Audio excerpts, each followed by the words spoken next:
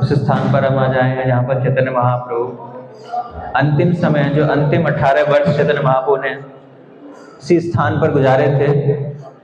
तो चैतन्य महाप्रभु की संन्यास लीला है, बहुत ही उन्होंने 24 वर्ष की उम्र में संन्यास लिया था। शास्त्र में कृष्णदास कविराज गोस्वामी लिखते हैं कि उनकी जो श्री जैसी लक्ष्मी जैसी वाइफ पत्नी थी उनकी सुंदर, और इतना ऐश्वर्य था, उसके बावजूद भी इतना प्रेममयी मदर थी उनकी, लेकिन उसके बावजूद इन्होंने खाली मात्र 24 वर्ष की अवस्था में क्या किया, संन्यास ले लिया कि हायर पर्पस के लिए, है ना। एक हायर पर्पस होता है, एक लोअर पर्पस होता है। एक उदाहरण प्रस्तुत करने के लिए, एक अच्छे व्यक्तित्व प्रस्तुत करने के लिए वो आवश्यक था संन्यास लेना उनका। तो भी उन्होंने इस अवस्था में संन्यास लिया, रात में घर से निकल लिए। और भगवान के इतने सुंदर सुंदर बाल थे पहले, जब हम गौर निताई की जो सेवा करते हैं तो जो उनके जो संन्यास से जो पहले के विग्रह हैं उनके बड़े बड़े सुंदर केस थे, तो उसी फॉर्म में हम भगवान की पूजा करते हैं, संन्यास फॉर्म में हम भगवान की पूजा नहीं करते। तो उनके बहुत सुंदर सुंदर बाल थे। तो उन्हें कटवा नामक एक स्थान है मायापुर से थोड़ा सा आगे, तो उस स्थान पर उन्होंने संन्यास लिया था। और उसी स्थान पर जिस नाई ने उनके बाल काटे थे, तो जब वो बाल काट रहा था तो उसकी आंखों से आंसू निकल रहे थे, इतने सुंदर सुंदर भगवान के बाल काट रहा है, पूरा हेड शेव कर रहा था। और उस दिन के बाद उसने जीवन में किसी के बाल नहीं काटे थे, अपना बाल काटना छोड़ दिया कि अब मैं किसी के बाल नहीं काटूंगा। अंतिम बार भगवान के बाल काटे थे। तो चैतन्य महाप्रभु संन्यास लेने के बाद वृंदावन जाना चाहते थे, उनकी इच्छा थी वृंदावन जाऊं मैं और वृंदावन में ही भजन करूं, प्रचार करूं वृंदावन में जाके। तो महाप्रभु इतने भावावेश में हमेशा रहते थे कि जब भी कोई उन्हें पानी का स्रोत दिखाई देता था तो उन्हें लगता था कि ये क्या है, जमुना है, और कूद जाते थे उसमें। कोई भी पर्वत दिखाई दे रहा है तो ये गोवर्धन पर्वत है। अभी हम जाएंगे आगे तो चटक पर्वत है आगे, तो महाप्रभु उसको देखते थे, गोवर्धन की याद आती थी। गोपीनाथ के दर्शन करने जाएंगे तो रास्ते में पड़ेगा वो चटक पर्वत। तो जब नित्यानंद उन्हें लेके जा रहे थे साथ में, तो उन्होंने बोला कि महाप्रभु ये जमुना नदी आ गई, वृंदावन में पहुंच गए। वो गंगा नदी थी वास्तव में। तो कूद गए गंगा नदी और क्रॉस करने लगे। दूसरे छोर पर उन्होंने देखा कि अद्वैत आचार्य वहां पर खड़े हुए शांतिपुर।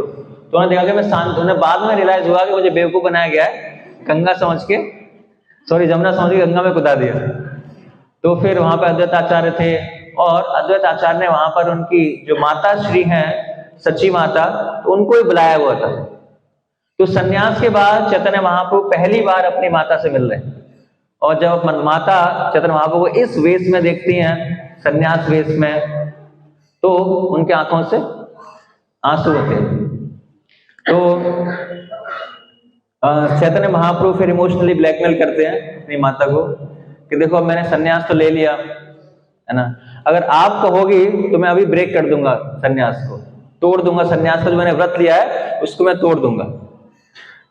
अब जो सच्ची माता थी वो आजकल की माताओं की तरह नहीं थी, है ना। तो उनको पता था कि ये जो मेरा व्रत है वो मेरी माता कभी तोड़ने नहीं देंगी, क्योंकि तोड़ने देंगी तो मेरी बुराई होगी, पूरे खानदान की बुराई होगी कि बेटे ने संन्यास व्रत लिया था और अगले दिन तोड़ दिया। एक दिन भी वो संन्यास आश्रम में नहीं रह पाया। तो चैतन्य महाप्रभु ने बोला कि मैं तो आपसे प्रेम करता हूं, अगर आप बोलोगी तो मैं आज ही दंड तोड़ दूंगा और संन्यास छोड़ दूंगा। तो उन्होंने कहा नहीं नहीं, ऐसा करने की आवश्यकता नहीं है, संन्यास नहीं तोड़ना है, लेकिन आपसे एक विनती है खाली, क्या वृंदावन मत जाओ। आप कहां जाओ? वृंदावन मत जाओ, आप वृंदावन मत जाओ, आप कहां पे जाओ? जगन्नाथपुरी जाओ। क्योंकि उस समय क्या होता था कि बंगाल से और जहां पे जो पुरी है इसका डिस्टेंस इतना ज्यादा नहीं है, वहां से जो वैष्णव है आते जाते रहते हैं, पुरी में बहुत लोग आते हैं वो जाते रहते हैं, तो तुम्हारी जो खबर वगैरह मुझे मिलती रहेगी कि सही सलामत है। तो वृंदावन में तो कोई आता है, कभी कोई जाएगा कोई नहीं आएगा, तो बहुत मुश्किल रहेगा। तो मेरी एक इच्छा है बस कि आप पुरी जाओ। तो चैतन्य महाप्रभु अपनी माता की आज्ञा पाकर, वो भगवान का ही प्लानिंग है कि वो क्या आदेश दे रही है, वो भी भगवान की इच्छा ही है एक तरह से देखा जाए।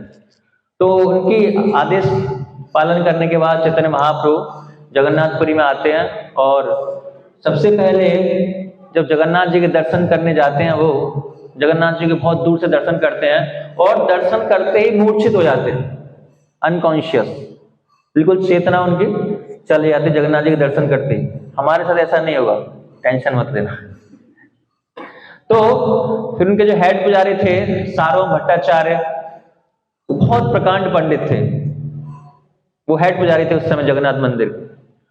तो वो उन्हें इतना शास्त्रों का ज्ञान था कि वो गृहस्थ आश्रम में होते हुए भी सन्यासियों को शिक्षा देते थे कि किस प्रकार आप सन्यास आश्रम को मेंटेन कर सकते हो।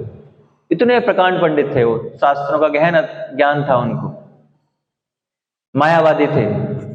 तो जब उन्होंने बेहोश देखा तो उन्होंने कहा कि ये साधारण मनुष्य नहीं है, और उनको वो घर लेके गए। जगन्नाथ मंदिर के पीछे ही सार्वभौम भट्टाचार्य का घर था। हम जाएंगे जब रास्ते में पड़ेगा, हम अंदर नहीं जाएंगे, वो लेफ्ट साइड में ही है, जस्ट मंदिर से पहले ही। तो उस स्थान पर अपने घर पर ले गए और उनका ट्रीटमेंट किया, और कुछ देर बाद उनको होश आया चैतन्य महाप्रभु को। और उनके जो साथ कीर्तन वगैरह आए हुए थे वो ढूंढ रहे थे कहाँ है चैतन्य महाप्रभु। तो उनको पता पड़ा कि हाँ, एक व्यक्ति बेहोश हो गया था, उसको वहां ले गए। तो उनको पता लगा कि वो चैतन्य महाप्रभु होंगे पक्का, और कोई नहीं हो सकता। तो फिर उनका आए और जगन्नाथ जी का महाप्रसाद सब भक्तों ने खाया। इस प्रकार चैतन्य महाप्रभु की एंट्री यहाँ पर इस प्रकार हुई थी।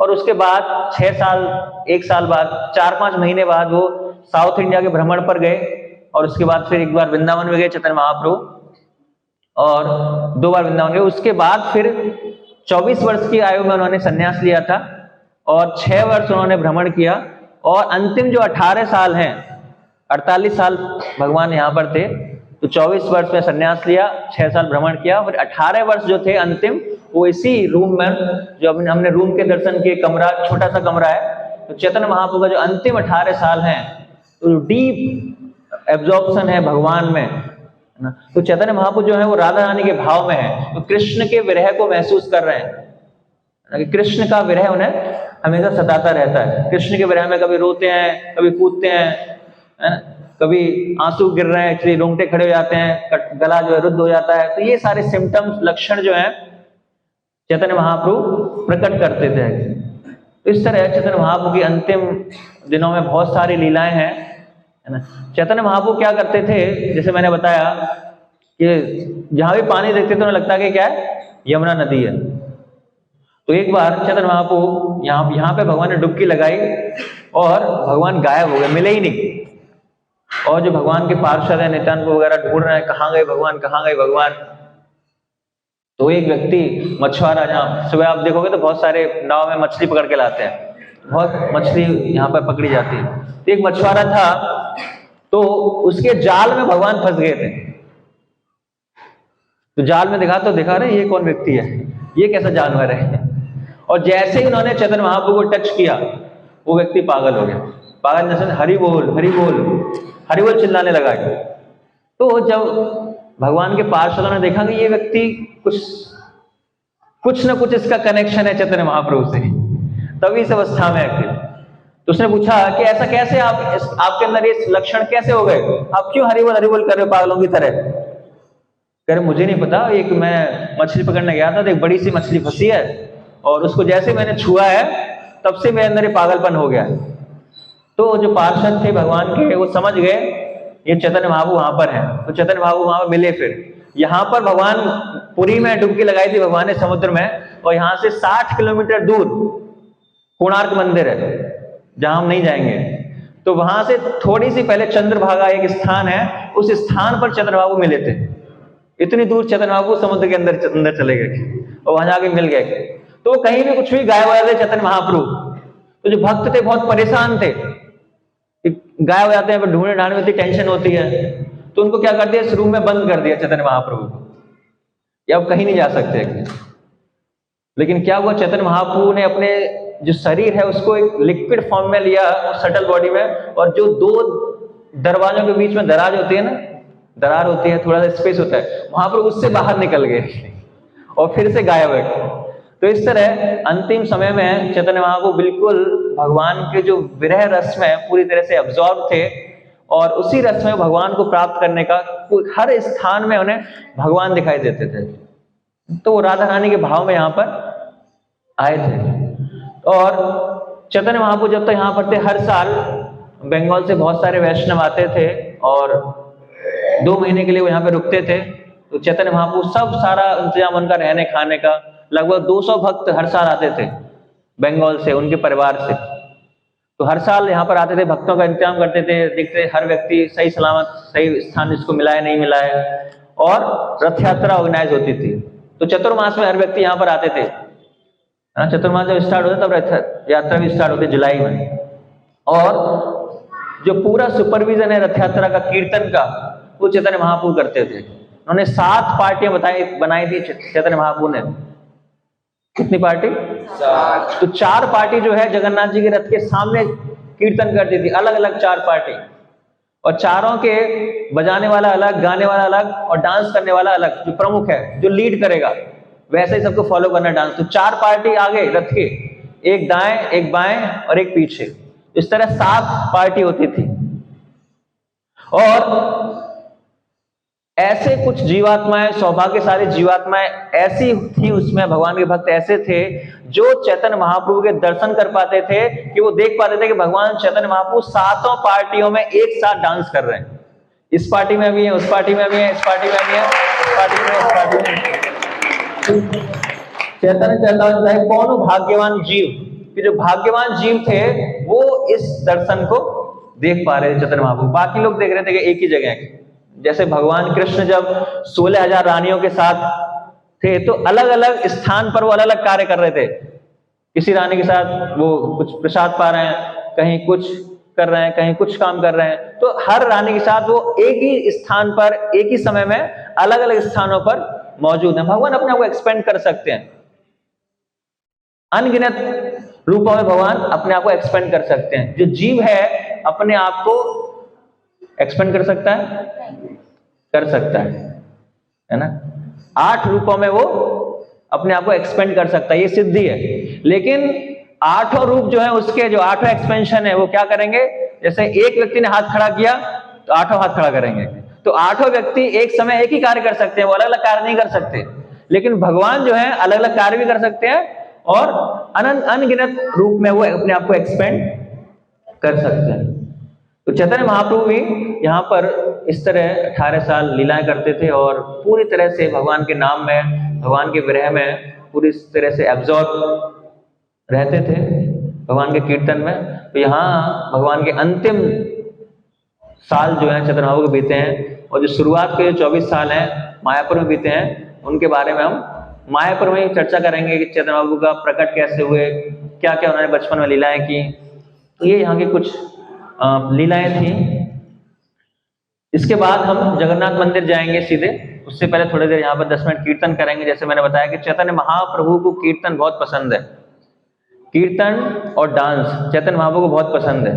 तो उनकी प्रसन्नता के लिए हम अच्छी तेज आवाज में खूब कीर्तन करेंगे, पूरी बिल्डिंग हिल जाए, और नृत्य भी करेंगे थोड़ी देर बाद। तो उससे पहले मैं बता दूं कि यहाँ से जस्ट 100 मीटर दूर 5 मिनट में जगन्नाथ मंदिर है। तो अगर आपको कुछ अपना सामान देना है तो पीयूष को चले गए हैं, तो जो भी सामान आपको देना है तो उनको दे सकते हैं अभी।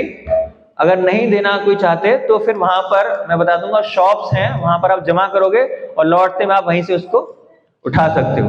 अगर आपको टाइम अवॉइड बचाना है, क्योंकि ऑलरेडी 7 बज चुके हैं, तो आप सारा सामान उनको दे सकते हो। सारा सामान आपको अपने रूम पर मिल जाएगा, जो भी फोन वगैरह है, जो भी लगता है कि आपको सामान जो है वो